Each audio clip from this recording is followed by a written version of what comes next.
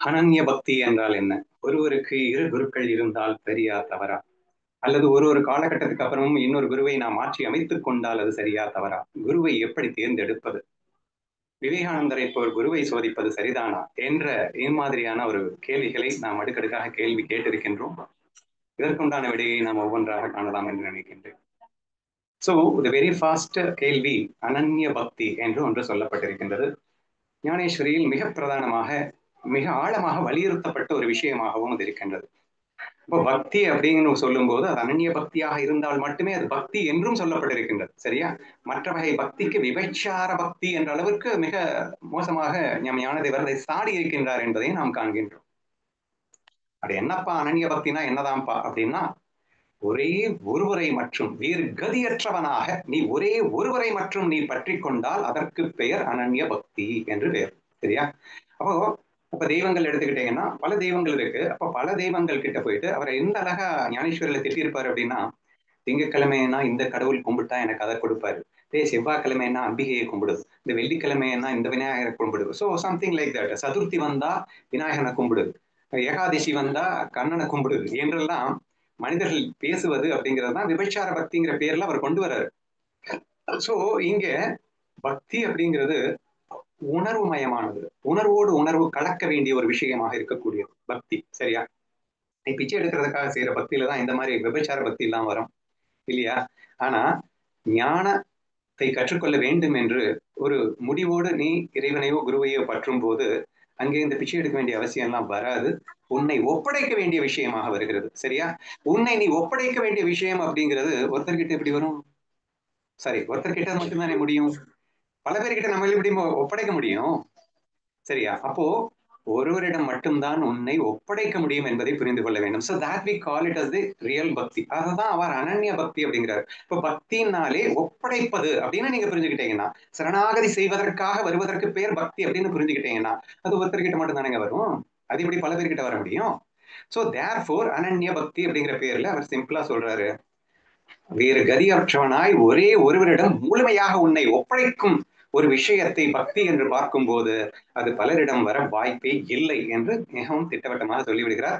But இப்ப பல கடவுள்களை கும்பிடலாமா அப்படிங்கிற அந்த ஃபீலிங்லயும் நீங்க என்ன பார்க்கணும் அப்படின்னா, நீங்க உங்களுடைய இஷ்ட தெய்வதை கிருஷ்ணா அப்படின்னு வச்சிருக்கீங்க அப்படின்னா, நீங்க எந்த தெய்வத்தை பார்த்தாலும் அந்த கண்ணனே அந்த வடிவத்தில் இருந்து ரட்சிக்கின்றான்.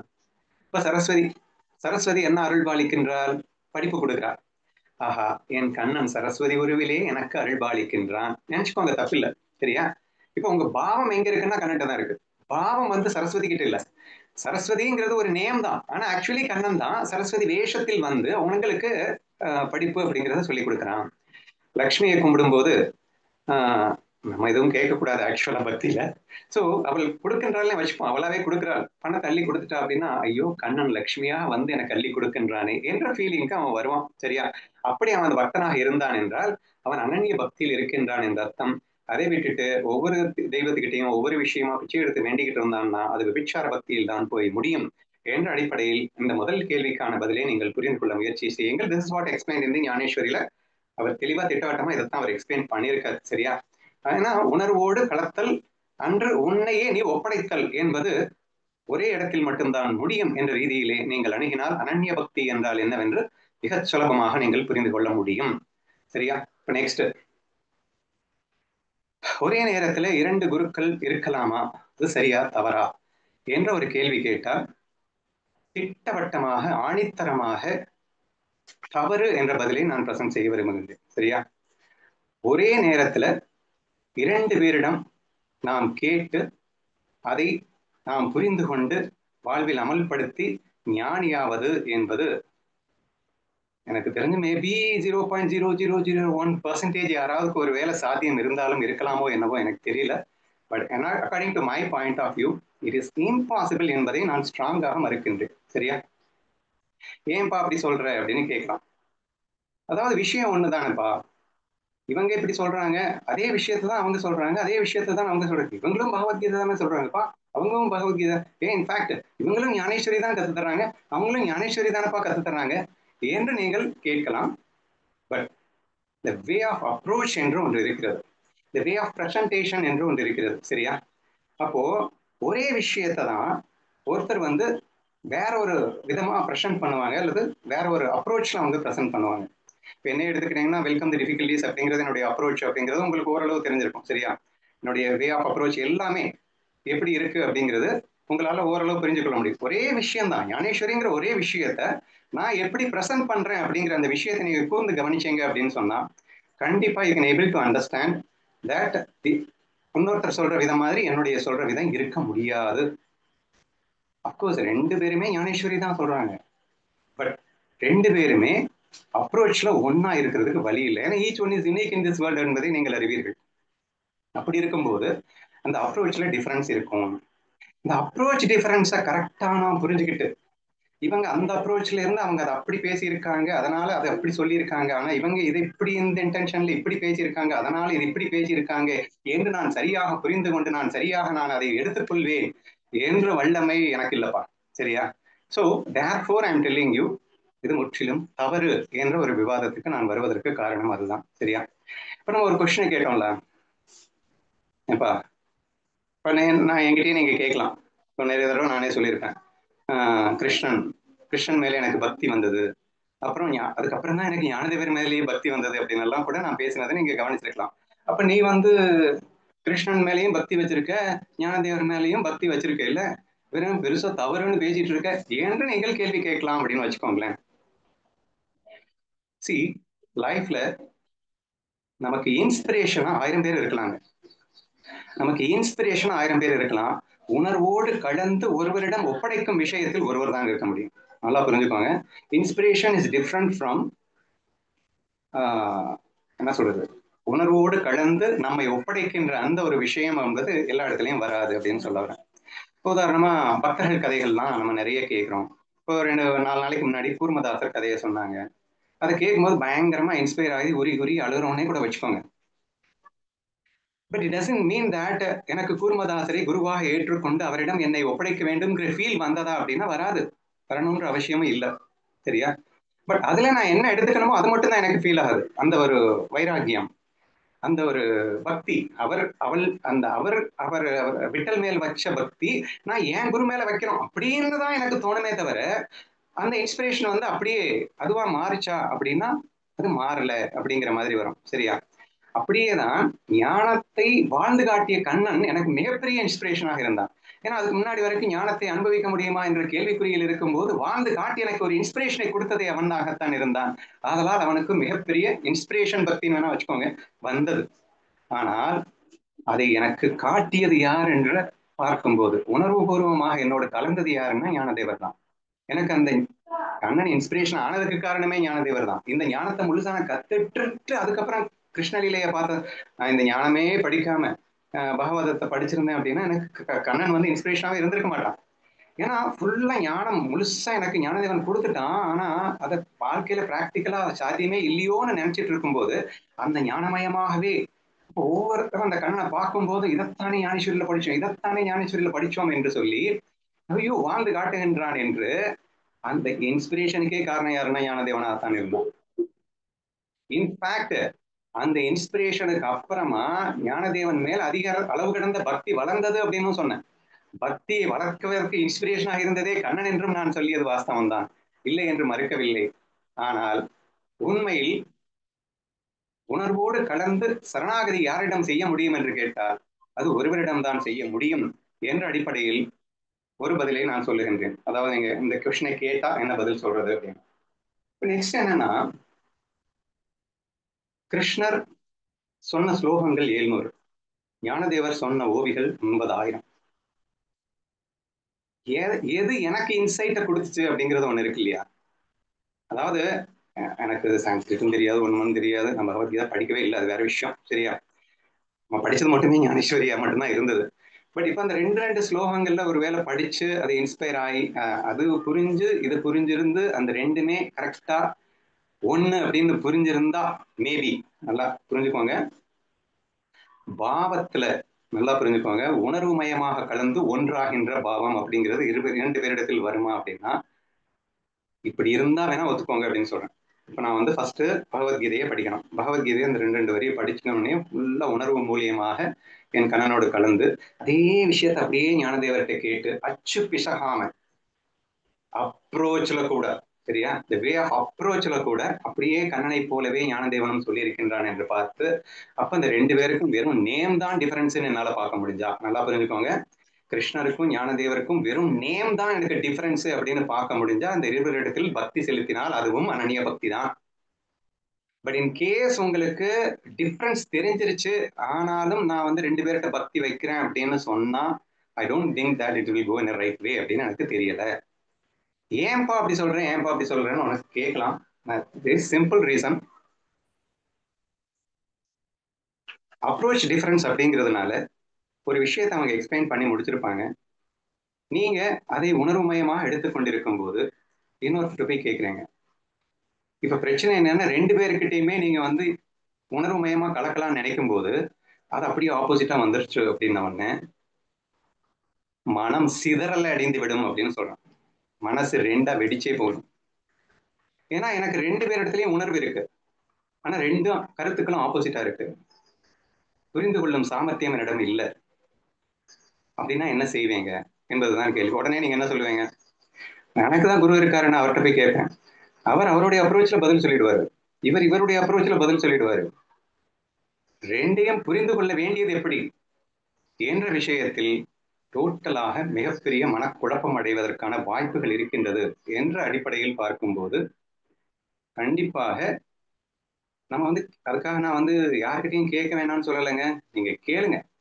ஆனால் உணர்வோடு கடந்து உங்களை ஒப்படைத்து சரணாகதி செய்ய வேண்டியது ஒரே ஒரு இடத்தில் தான். நீங்க 100 சத்சங்கம் கேளுங்க, 100 பேர்கிட்ட கதை கேளுங்க, 100 பேர்கிட்ட என்ன வேணா கேளுங்க. கேட்ட அந்த விஷயத்தை நீங்கள் வந்து ஜஸ்ட் உங்களுடைய ஞான இப்போ என்னதான் கேட்டாலும் சரி, இந்த கேட்டது கூட உங்க குரு ஒன்னும் சொல்லியிருப்பாரு, அந்த குரு சொன்ன விஷயத்தை வலுப்படுத்துறதுக்காக நீங்க கேட்கறதா இருக்கணும். மற்ற விஷயங்கள் மற்ற இடத்தில் கேட்பதெல்லாமே உங்கள் குரு கொடுத்த ஞானத்திற்கு ஒளி சேர்ப்பதாக இருக்க வேண்டுமே தவிர குரு கொடுத்த ஞானம் வேறு அது வேறு என்ற மாதிரி இருந்துடக்கூடாது. அந்த குரு கொடுத்த ஞானத்திற்கு ஒளி சேர்ப்பதாக இருக்கும் பட்சத்தில் அதுவும் கூட இவரிடத்தில் நம்ம வந்து கன்சிடர் பண்ணணும், டிஸ்கஸ் பண்ணி அவங்க அதை சொன்னாங்க என்று சொல்லி அதை சரியா என்று கேட்டுக்கொள்ளவும் வேண்டிய அவசியமும் இருக்கிறது. நான் எதுக்காக சொல்றேன்னா, நம்ம புத்தி வந்து வேற லெவல்ல இருக்கு, என்ன பண்றது. அதாவது அவங்க சொல்ற விதமும் உங்களுக்கு சரியா தெரியும், இவங்க சொல்ற விதமும் சரியா தெரியும், ஆனா ரெண்டுமே ஆப்போசிட்டா இருக்கும். அது எப்படி சரியாக இருக்க முடியும்? ஒரு வக்கீல் வந்து வாதாட ஆரம்பிச்சிட்டான் அப்படின்னா இந்த சைட்ல இருந்து வாதாடி இதுதான் சரின்னு நிரூபிச்சிருவான்.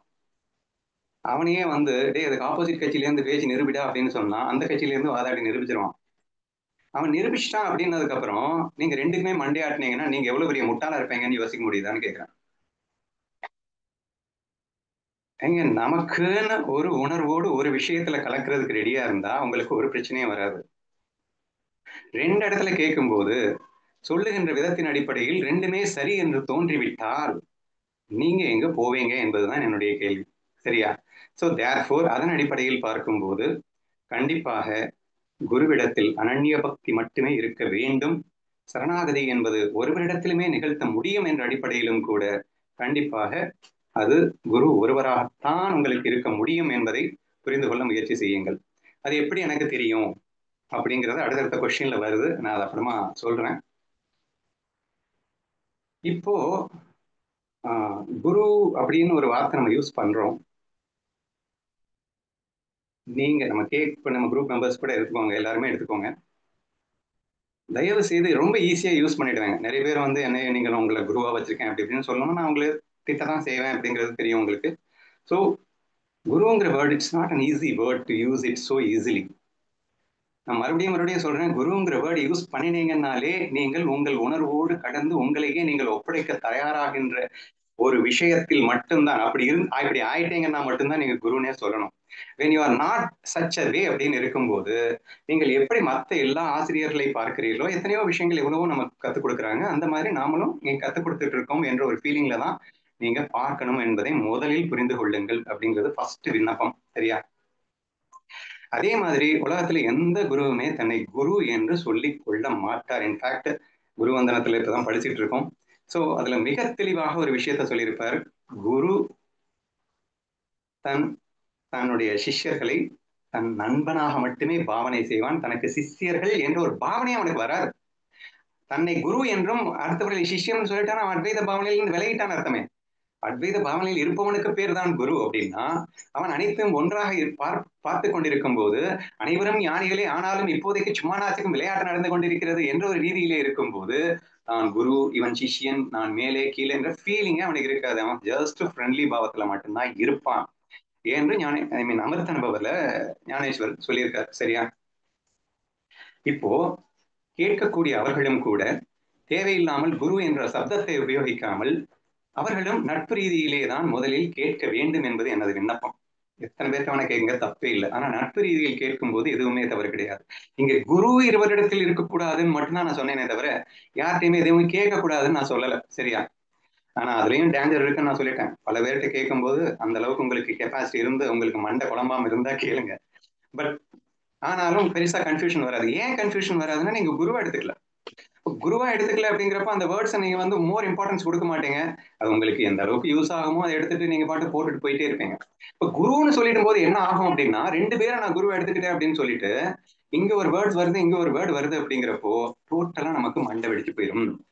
ஸோ தேர்ஃபோர் நீங்க குருங்கிற வேர்டை யூஸ் பண்ணாம you can listen to any number of peoples அப்படிங்கிறது ஈவன் தான் என்னுடைய விருப்பம் வந்து பல பேருக்கு கேட்கறது டேஞ்சர் தான். ஆனாலும் குருங்கிறத ஃபீலிங் இல்லாம நீங்க கேட்டீங்கன்னா மோசம் போக மாட்டீர்கள் என்ற நம்பிக்கையில் சொல்லுகின்றேன். குருன்ற feel has a very powerful feeling இருக்கு. அதனால சொன்னேன் கேட்கறது தப்பு இல்லை என்ற ஒரு விஷயத்தை. சரியா? சோ குரு அப்படிங்கிற அந்த ஆஸ்பெக்ட்ல இருந்து பார்க்கும்போது ஒருவர் மட்டும்தான் இருக்க வேண்டும் என்று சொல்லியிருந்தேன். அடுத்து சியாமலாமா சொன்ன அந்த கேள்விக்கான பதில் மிக அருமையான பதில் தான் அது. அதாவது மாற்றலாமா என்ற ஒரு விஷயத்தை சொல்லியிருந்தோம். நீங்க ஜஸ்ட் நட்பு ரீதியிலே ஒவ்வொருத்தராக கேட்டுக்கிட்டே வரீங்க. உங்களுடைய பக்குவத்துக்கு ஏற்ற மாதிரி ஒவ்வொருத்தர்கிட்டையும் உங்களுக்கு ஒரு இன்சைட் கிடைச்சிக்கிட்டே இருக்கும், ஒரு ஞானம் கிடைச்சிக்கிட்டே இருக்கும். அப்புறம் இன்னொரு கிட்ட கேட்கும்போது இது ரெண்டு விஷயத்த சொல்லியிருந்தேங்க. எனக்கு அதுல ஒண்ணு கரெக்ட், இன்னொன்னும் நான் சேர்ந்து எனக்கு சொல்ல தோணுது. இன்னும் என்ன சொன்னீங்கன்னா, இந்த இடங்களே வந்து சரி இனிமே அங்க போய் கேளுன்னு அவங்களே அனுப்பிச்சு வைப்பாங்க. அப்படி அனுப்பிச்சு வச்சா மட்டும்தான் நீங்க போகணும் அப்படிங்கிற மாதிரி ஒரு கருத்தை சொல்லியிருந்தேங்க. நீங்க குருவா ஏத்துக்கிட்டு இருந்தா குருவாக்க மீறி எதுவும் செய்யக்கூடாதுன்ற அடிப்படையில நீங்க சொன்னது உண்மையாக இருந்தாலும், நான் என்ன சொல்றேன் அப்படின்னா, நீங்க எல்லாரையுமே நட்பு ரீதியில தான் பார்த்துட்டு இருக்கீங்க அப்படிங்கிற அடிப்படையில நீங்க பேசிக்கலாம் குரு குருன்னு. ஆக்சுவலா அந்த வார்த்தையை தயவு செய்து யூஸ் பண்ணாங்க. ஏன்னா நீங்க யாரும் இப்ப யார்கிட்டயும் சரண்டர்ல இல்ல. அப்படி இருக்கும்போது நம்ம இந்த வார்த்தையை யூஸ் பண்ண தேவையில்லை அப்படிங்கிற அடிப்படையில சொல்றேன். ஸோ அந்த ஆஸ்பெக்ட்ல இருந்து நான் என்ன சொல்றேன் அப்படின்னா, நீங்க எல்லாத்தையுமே ஒரு ஃப்ரெண்டா பார்த்துட்டு ஃப்ரெண்ட்லியா கேட்டுட்டு இருக்கீங்க. இங்கேயும் கேட்குறீங்க. இப்போ உங்களுடைய ஞான தாகத்துக்கு இதை விட இங்க பெட்டரா இருக்கும் அப்படின்னு தெரிகிற பட்சத்துல எந்த குருவுமே வந்து நீ என்கிட்ட மட்டும்தான் கேட்கணும், எனக்கு மட்டும் அவன் தான் சொல்லிட்டான், அவன் எனக்கு நீ சிஷியன் அப்படின்ற ஃபீலிங்கே அவனுக்கு இருக்காது. அவன் தான் நட்பு ரீதியில் தான் பேசிட்டு இருக்கான்னு சொல்லிட்டான். அப்படி இருக்கும்போது நீ என்கிட்ட மட்டும்தான் இருன்னு சொன்னா அவன் குருவே கிடையாது. சரியா? என்கிட்ட மட்டும்தான் கேட்கணும்னு சொன்னாலும் அவன் குருவே கிடையாது. அப்ப நீங்க வந்து ஒருத்தர்கிட்ட ஐயா நான் அவர்கிட்ட எனக்கு இன்னும் கொஞ்சம் பெட்டரா இன்சைட் கிடைக்குது என்று நான் அங்கே செல்லுகின்றேன் என்று நீங்களே நேரடியாக கேட்டும் செல்லலாம்.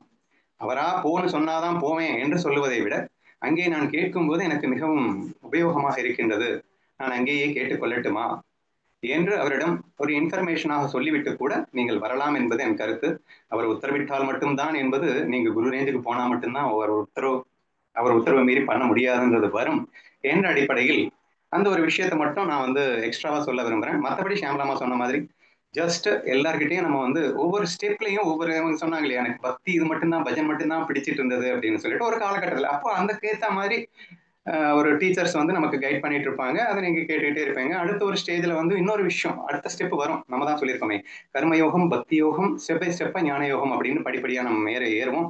அப்ப கர்மயோகத்தை நீங்கள் கற்றுக்கொண்டிருக்கும் போது பக்தி வரும். பக்திக்கு அப்படின்னு சொல்லிட்டு சில பேருக்கு உங்களுக்கு கைட் பண்ணிட்டு இருப்பாங்க பஜன் பாட்டு வழியா. அதுல உங்களுக்கு இன்னும் கொஞ்சம் சித்த சுத்தி வரும்போது சில ஞான விஷயங்கள் அப்பதான் கேட்கணும்னே தோணும்.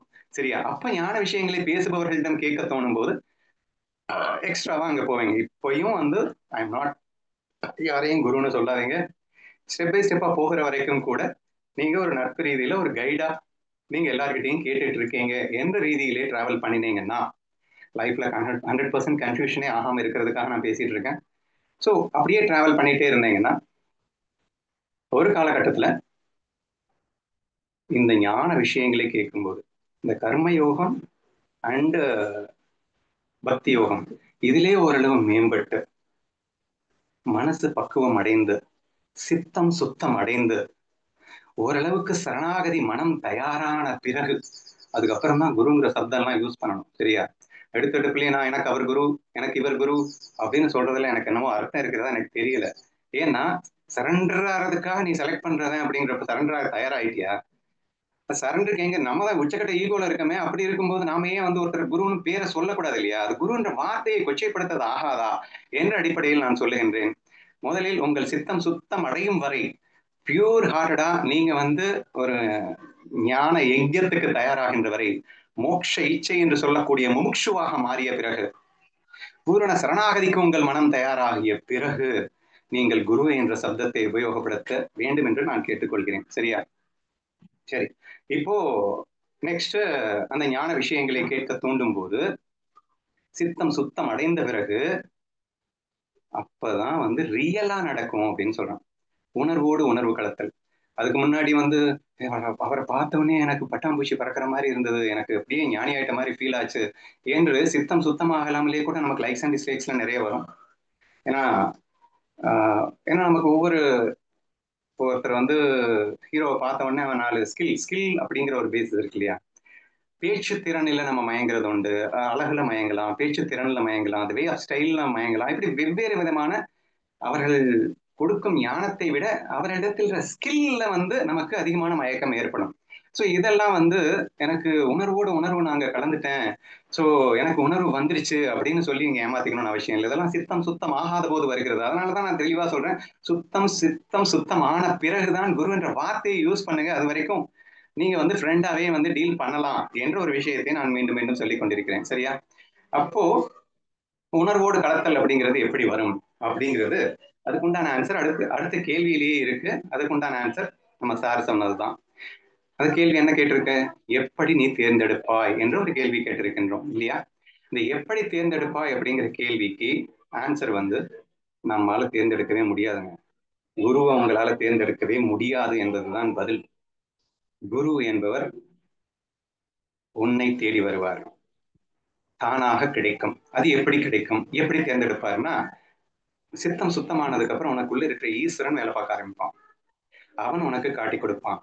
உள்ள பூர்வமாக உணர்வு பூர்வமாக இவரே கதியாக பற்ற வேண்டும் என்று லைக்ஸ் டிஸ்லைக்ஸ் எதுவும் இல்லாம மனசு சித்தம் சுத்தம் ஆனதுக்கு அப்புறமா ஒரு ஃபீல் வருது இல்லையா? அந்த ஃபீல் தான் உங்களுக்கு வந்து குரு என்ற ஒரு விஷயத்தை காட்டி கொடுக்கக்கூடிய ஒரு விஷயமாக இருக்க முடியுமே தவிர, மற்றபடி வேற நானா செலக்ட் பண்றது அப்படிங்கிறது என்னுடைய லைக்ஸ் அண்ட் டிஸ்லைக்ஸ்ல தான் நான் செலக்ட் பண்ணுவேன். எனக்கு பிடிச்ச மாதிரி பேசுறாங்க, எனக்கு இதமா நடந்துக்கிறாங்க, அல்லது ஸ்கில்ஃபுல்லா பேசுறாங்க, டேலண்டடா பேசுறாங்க, அறிவுபூர்வமா பேசுறாங்க. ஸோ உன்னுடைய லைக்ஸ் அண்ட் டிஸ்லைக்ஸ்க்கு தீனி போடுற மாதிரி இருக்கிற மாதிரி இருக்கு அப்படிங்கிறதுக்காக நம்ம வந்து ஈஸியா எனக்கு அவர் குரு இவர் குரு அப்படின்னு சொல்றது அப்படிங்கிறது நீங்க செலக்ட் பண்றது அப்படிங்கிறது இல்லைங்க குரு. இதை நான் சொல்லலைங்க. 18வது அத்தியாயத்துல 50வது ஸ்லோகத்துல நீங்க ஒரு வாட்டி எடுத்து படிங்க. அதுல நமக்கு சமீபமா படிச்சோம், கிரம மார்க்கமாகத்தான் உனக்கு குரு கிடைப்பார் அப்படிங்கிற விஷயத்த அழகா எக்ஸ்பிளைன் பண்ணியிருப்பாங்க. முதல்ல நீங்க கர்மயோகம் பண்ணணும்னு சொல்லி கொடுப்பாங்க. அதுக்கப்புறம் சுதர்மானுஷ்டானத்தை நீங்கள் சரிவர பக்தி யோகத்தோடு கலந்து பண்ணு அப்படின்னுவாங்க.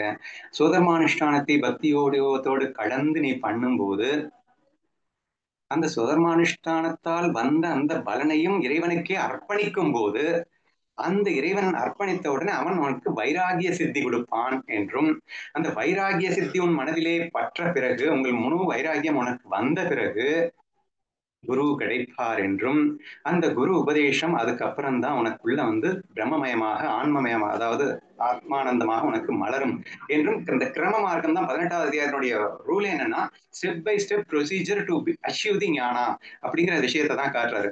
அப்படி காட்டுகின்ற அந்த வேலையில அவர் எங்க கொண்டு வந்து குருவை நிறுத்துறாரு அப்படின்னா, முழுவதுமாக உன் சித்தம் சுத்தம் அடைந்த பிறகு, வைராகிய சித்தி வந்த பிறகு அப்படின்னா உலகத்தில் உள்ள எந்த ஆசையும் உன்னை விட்டு போன பிறகு, மோட்ச இச்சை மோட்ச தாகம் மட்டுமே தலைவிரித்து ஆடுகிறது என்ற ஒரு நிலை வரும்போது உனக்கான குரு உனக்கு கிடைப்பார் அப்படிங்கிற விஷயத்தான் அங்க சொல்லியிருக்காரு. சரியா?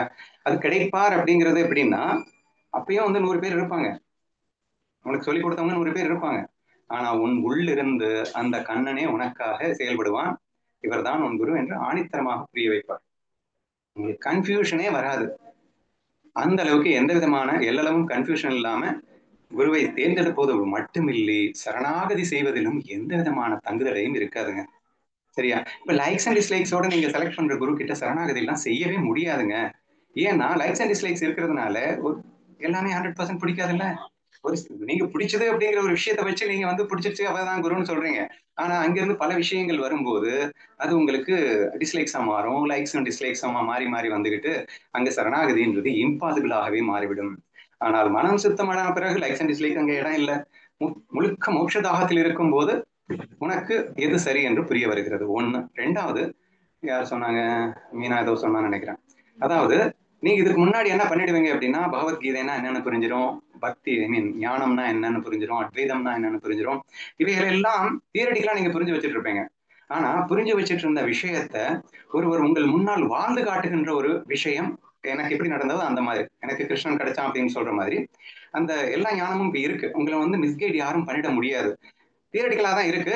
ஆனாலும் அப்படியே வாழ்ந்து காட்டும் ஒரு நபர் உங்கள் வாழ்க்கையில் எப்ப கிடைப்பாங்க? சித்தம் சுத்தம் ஆனதுக்கு அப்புறம் தான் அது புரியும். சுத்தம் சுத்தம் ஆகிறதுக்கு முன்னாடி அப்படியே வாழ்ந்து காட்டுகின்ற ஒருவன் உங்க முன்னாடி வந்தாலும் உங்க கண்ணுக்கு அவர் வந்து சுத்தமா தெரியாது. சரியா? அவர் பியூராவே உங்களுக்கு தெரிய மாட்டாங்க. அப்ப நீ பியூரா இருந்தாதான் அந்த பியூர் யாருன்றதை உன்னால புரிஞ்சுக்க முடியும் என்ற அடிப்படையில் பார்க்கும்போது first and foremost important quality to select a guru or to have a guru அப்படிங்கிற அந்த ஒரு விஷயம், குரு கிடைக்கணும்னா முதலில் சித்தம் சுத்தமாக வேண்டும். அது ஆனதுக்கு அப்புறம் தான் சுத்தமானது எதுங்கிறதே உங்களுக்கு தெரியும். இதெல்லாம் ஆட்டோமேட்டிக் ப்ராசஸா நடக்கும். நீங்க வந்து ஆராய்ச்சியே பண்ண வேணாம். நீங்க ரிசர்ச் பண்ணணுமா, விவேகானந்தர் மாதிரி சோதிக்கலாமா என்ற ஒரு கேள்வி எல்லாம் கூட கேட்டோம். முழுமையான லைக்ஸ் அண்ட் டிஸ்லைக்ஸ் இல்லாம, ஈகோ இல்லாம, ஒருவேளை விவேகானந்தர் அப்படி சோதிச்சிருக்கலாமே, விவேகானந்தர் நம்ம குறை சொல்ல முடியாதுல்ல.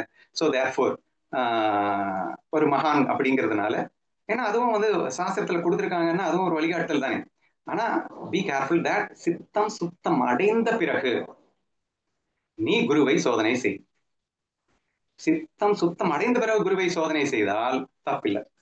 என்னப்பா குருவை போய் சோதனை செய்ய சொல்றீங்க அப்படின்னு உங்களுக்கு டவுட் வந்துடலாம். நீ குருவா தேர்ந்தெடுக்கிறதுக்காக தான் சோதனை பண்ணிடுற, இன்னும் குருவா தேர்ந்தெடுக்கல. குருவா தேர்ந்தெடுத்தாச்சுன்னா அங்க சரண்டர் மட்டும்தான் இருக்கும். அதுக்கப்புறம் சோதனைங்கிற பேச்சே கேவலமான விஷயமா இருக்கும். சரியா? இப்ப நம்ம கேள்வி என்னன்னா, குருவை எப்படி தேர்ந்தெடுப்பது அப்படின்னு சொல்லும் போது இன்னும் குருவை தேர்ந்தெடுக்கல, அப்ப நீ சோதனை பண்றதுல என்ன தப்பு இருக்கு? தப்பே இல்லை. சோ விவேகானந்தர் அப்படித்தான் செய்திருக்க கூடும்னு நான் புரிஞ்சுக்கிறேன். சரியா? சோ அவன் சித்தம் சுத்தமாகி விட்டது, ஞான தெளிவு பெற்று விட்டான். இப்போது அங்க பல பேர் முன்னாடி இருக்காங்க. இவனுக்கு ஓரளவுக்கு சித்தமும் சுத்தமாகி விட்டது, ஞானம்னா என்னன்னு புரிஞ்சிருச்சு.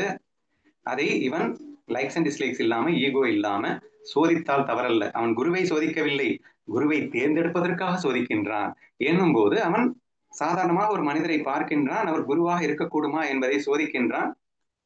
அதை சொன்ன மாதிரி பக்கத்துலயே 2 3 4 கூட இருக்க சில காலங்கள் இருந்து வாழ்ந்து கண்டுபிடிப்பீங்களோ, இல்ல பல கேள்விகள் கேட்டு சோதிப்பீங்களோ. ஸோ இதெல்லாம் அது உங்க அப்டி விவேகானந்தர் இப்படி சோதிச்சாருங்களா நீங்க பாத்துக்கோங்க. ஸோ இந்த மாதிரி நீங்கள் சோதனை செய்வது தவறுன்னு அவுட்ரைட்டா ரிஜெக்ட் பண்ண மாட்டேன். பட் அது லைக்ஸ் அண்ட் டிஸ்லைக்ஸோட பண்ணீங்கன்னா அது வேற லெவல் டேஞ்சரா தான் இருக்கும் அப்படிங்கிறதையும் சேர்ந்து புரிஞ்சுக்கோங்க. சரியா?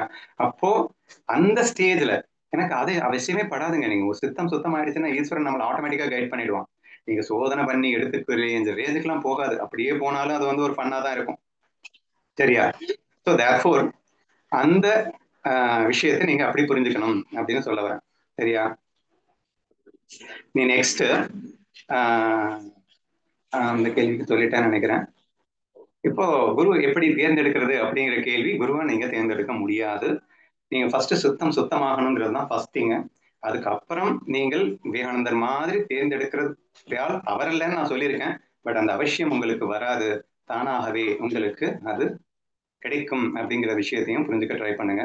இப்போ நெக்ஸ்ட் என்னன்னு கேட்டீங்கன்னா, சில சாஸ்திரத்துல என்ன கொடுத்துருக்கு அப்படின்னு பாத்தீங்கன்னா, நீ குரு பக்கத்துல போன உடனே உங்கள் மனம் சாந்தி ஆகும். நீ மௌனமா இருக்கும் போதே ஆட்டோமேட்டிக்கா உனக்கு எல்லாமே அவர் மௌனமா இருக்கும் போதே உனக்கு எல்லாமே புரிய ஆரம்பிக்கும் அவருடைய சாநியத்துல. அப்படி இருந்ததுன்னா அவர் தான் உனக்கு சரியான குரு என்று புரிந்து கொள். இதுவும் கூட உங்கள் சித்தம் சுத்தமாக இருக்கும்போதுதான் நடக்க முடியுமே தவிர பிகினிங்ல எல்லாம் இது நடக்கிறதுக்கு சான்ஸே இல்லை என்று நீங்கள் புரிந்து கொள்ள வேண்டும் என்று நான் கேட்டுக்கொள்கிறேன். சரியா? அது வரைக்கும் தயவு செய்து நீங்க யாரையும் குருன்னு சொல்ல வேண்டாம் என்பது என்னுடைய ரிக்வஸ்ட். சரியா? இப்போ எக்ஸாம்பிள் சொல்லணும்னா, சனத்குமார்கள்னு 4 பேர் இருந்தாங்க. அவங்க 4 பேர் குருவை தேடி அலைஞ்சாங்க. ஆனா மனசுல ஒரு ஈகோ வச்சுக்கிட்டு, ஏன்னா எல்லாம் ஞானம் தெரிஞ்சிருச்சு. அந்த ஞானத்தை மற்ற அவங்க சொல்லும்போது இவங்க கேள்வி கேட்கிறாங்க, தர்க்கம் பண்றாங்க. புரிய வைக்கவே முடியல. என்ன அப்படின்னு சொல்லிட்டு இவங்க சாட்டிஸ்ஃபைடே ஆகல. அப்புறம் தட்சிணாமூர்த்திக்கு போகும்போது அவருடைய ஈகோ குறைக்கிறதுக்காக அவர் பேசவே இல்லை. பேசினாதானே இவங்களுக்கு தான் அறிவாளி நிரூபிக்கிறதுக்கு இவன் பேசி இவன் அறிவாளி நிரூபிச்சுட்டு இவன் ஈகோ டெவலப் ஆகும். ஆனா அவர் அமைதியாக இருந்துட்டாரு. ஒரு நாள் 2 நாள் இல்ல, பேசாம பல நாட்கள் அமைதியா இருந்துட்டாரு. பட் அமைதி என்ன பண்ணுச்சு அப்படின்னா, இவன் கற்றுக்கொண்ட அந்த ஞான விஷயத்தை இவனுக்குள்ளேயே விசாரமாக மாறி இவனுடைய அகங்காரம் குறைய ஆரம்பிக்குது. அகங்காரம் தான் குறைய ஆரம்பிக்குது. சித்தம் சுத்தமாகியது அப்படின்னு சொன்னேன். சித்தம் சுத்தமான பிறகு, அந்த மௌனம் ஆன பிறகு, அதுக்கப்புறமும் அவர் பேசல. இவன் சித்தம் சுத்தமான பிறகு அவர் அடியில் மௌனமாகத்தான் உட்கார்ந்திருந்தார். அவர் மௌனமே இவர்களுக்கு ஞானத்தை விளங்கிவிட்டது, அனுபவத்தை தந்தது அப்படிங்கிறது சனத் குமாரர்களுடைய ஒரு கதையாக இருக்கின்றது அப்படிங்கிறத நீங்க புரிஞ்சுக்கணும். ஸோ அல்டிமேட்லி எங்க போனாலும் குரு இல்லாம ஞானம் இல்லைங்கிறது ஆணித்தரமா ஞானேஸ்வரியும் கீதையிலையும் தெளிவா சொல்லியாச்சு. இன்ஃபேக்ட் பரோட்ச ஞானம் அபரோக்ஷ ஞானம்னு 2 விஷயம் இருக்கு இல்லையா? அது ஒண்ணும் இல்லைங்க, theoretical knowledge and practical knowledge. நீங்க சாஸ்திரத்தின் மூலியமாகவும் மற்ற எல்லா கைட்ஸ் மூலியமாகவும் நீங்க பரோட்ச ஞானத்தை நீங்க அடைஞ்சிடலாம். ஆனா குரு இல்லாம அபரோக்ஷ ஞானம் சான்ஸே இல்லை. இதுவும் ஞானேஸ்வரியில ஐ திங்க் 50-51வது ஸ்லோகங்களை நீங்க பாத்தீங்கன்னா கண்டுபிடிக்கலாம். சரியா? அப்போ அபரோக்ஷ ஞானம் அப்படின்னா என்ன? பிராக்டிக்கல் நாலேஜ், பிராக்டிக்கல் அனுபவம். எல்லாம் தெரிஞ்சுக்கிட்டேன். ஆனா என்னுடைய லைஃபை நீங்க தெரிஞ்ச அந்த விஷயத்தை அவரை இன்ஸ்பிரேஷனாக வச்சு அவர் மேல் உள்ள பக்தி தான் என்னுடைய அகங்காரத்தை முழுவதுமாக கரைத்து மீண்டும் நான் அதை அனுபவபூர்வமாக மாற்ற வல்லதாக அது இருக்கின்றது என்ற அடிப்படையில் நீங்கள் புரிந்து கொள்ள முயற்சிக்க வேண்டும் அப்படின்னு கேட்டுக்கிறேன். சரியா? ஐ திங்க் எல்லா கொஸ்டினுக்கும் ஆன்சர் பண்ணிட்டேன்னு நினைக்கிறேன். ஸோ என்னுடைய ரிக்வஸ்ட் என்னன்னா, தயவு செய்து யாரையும் குருங்கிற வார்த்தையை யூஸ் பண்ண வேண்டாம் என்பது என்னுடைய ரிக்வஸ்ட். குருங்கிற வார்த்தையை நீங்க யூஸ் பண்ண தயாராகிற மொமெண்ட்ல நீங்க உங்களையே ஒப்படைக்கிறதுக்கு, சரண்டர் ஆகிறதுக்கு தயாராகிறீங்க அப்படின்னா மட்டும்தான் அவங்கள நீங்க குருங்கிற வார்த்தையை யூஸ் பண்ணணும். அது உங்கள் சித்தம் சுத்தமாகாமல் நடைபெறாது. அதனால உங்களுக்கு எந்த கன்ஃபியூஷனும் இல்லை. நீங்க எத்தனை பேர்கிட்ட கேட்டாலும் நீங்க சரண்டர்ல ஒண்ணு இல்லை அப்படிங்கிறதுனால இது வரைக்கும் நீங்க கன்ஃபியூஸ் ஆகாம இருக்கீங்க. இன்ஃபேக்ட் நானும் அண்ணாவும் ஆப்போசிட்டா பல தடவை பேசினாலும் நீங்க எல்லாம் ஜம்முன்னு சந்தோஷமா இருக்கிறதுக்கு காரணம் என்னன்னா, பிகாஸ் நீங்க யார்கிட்டயும் சரண்டர் இல்லை, தப்பு இல்லை. So but please never say the word call the guru அப்படி இப்படின்னு வார்த்தையை மட்டும் யூஸ் பண்ண வேணாம்னு தான் கேட்கிறேன். அப்படி வார்த்தையை யூஸ் பண்ணணும் அப்படிங்கிற நிலைமை வரும்போது குருவை நீங்க சொல்லணும்னு அவசியம் இல்லை, அவர் விரும்ப மாட்டாரு. நீ மனசுக்குள்ள நினைச்சுக்கோ, எப்போ நீ சரண்டர் ஆகணும்ன்ற ஃபீல் இருந்தா யாரை வேணா நினைச்சுக்கோ, அதை அவர் சொல்லணும்னு கூட அவசியம் இல்லை என்றெல்லாம் நீங்கள் புரிந்து கொண்டால் இந்த எல்லா கேள்விகளுக்கும் எனக்கு தெரிந்த வரையில் விடை கொடுத்ததாக நான் நினைக்கின்றேன். சந்தேகம் இருந்தால் கேட்கவும். இப்போ சுத்த சித்தி ஆனதுக்கு அப்புறம் தான் குரு உள்ள இருந்து நமக்கு தோணும் அப்படின்னு சொன்னீங்க. இப்போ அந்த சித்த சுத்தி பண்றதுக்கே ஒரு குரு தேவைப்படுது இல்லைன்னா? சித்த சுத்திக்கு குரு தேவையில்லை. பக்தி அது எல்லா கைட்ஸ், ஈஸ்வரன் கைட் பண்ணிட்டு இருக்கான். எல்லாம் சுத்தி சுத்தி எல்லா ஆசிரியர்கள் கைட் பண்ணிட்டு இருக்காங்க. யூடியூப் கைட் பண்ணுது, எல்லாமே பண்ணிட்டு இருக்கு. இதில் உன் மனம் சித்தம் சுத்தம் அடைந்த பிறகு இந்த பூரண ஞான அவஸ்தைக்குத்தான் குரு தேவை என்று நான் சொன்னேன். மற்றபடி நீ ஞானத்தை கத்துக்கிறதுக்கு கூட குரு எல்லாமே கத்துக்கலாம். வெறும் புக்ஸை படிச்சு ஞானேஸ்வரி கத்துக்கிட்டா நீ முழுசா கத்துக்கலாம். பட் சித்தம் சுத்தம் ஆவதற்கு அப்படின்றதுக்கு இந்த ஞானத்தை நீ எந்த அளவுக்கு உள் வாங்குற, எந்த அளவுக்கு கர்மயோகத்தை ப்ராப்பரா ஃபாலோ பண்ற, எந்த அளவுக்கு நீ பக்தி யோகத்துக்குள்ள டெவலப் ஆகுற, இந்த 2 தான் பிரதானமாக மீண்டும் மீண்டும் கண்ணன் வலியுறுத்தி சொல்லி கொண்டிருக்கேன் தான். ஸோ இந்த 2ல நீ பிரதானமா டெவலப் ஆக தான் உன் சித்தம் சுத்தம் அடையும். பிறகு உனக்கு ஞான குரு கிடைப்பார். ஞானம் போதிக்கின்றவரை மட்டும்தான் குரு என்று சொல்ல வேண்டும். உன்னை ஞான மார்க்கத்தில் அத்வைத சித்தாந்தத்தில் நிலை நிறுத்துபவன் மட்டும்தான் உன்னை நீ குரு என்று அழைத்துக் கொள்ள வேண்டும். மற்றபடி சொல்லுபவர்களை நீ உன்னுடைய ஃப்ரெண்டாக கைடாக எடுத்துக்கொண்டு தாராளமாக வாழ்வது தவறல்ல என்றுதான் நான் சொல்லிக் கொண்டிருந்தேன். ஓகே.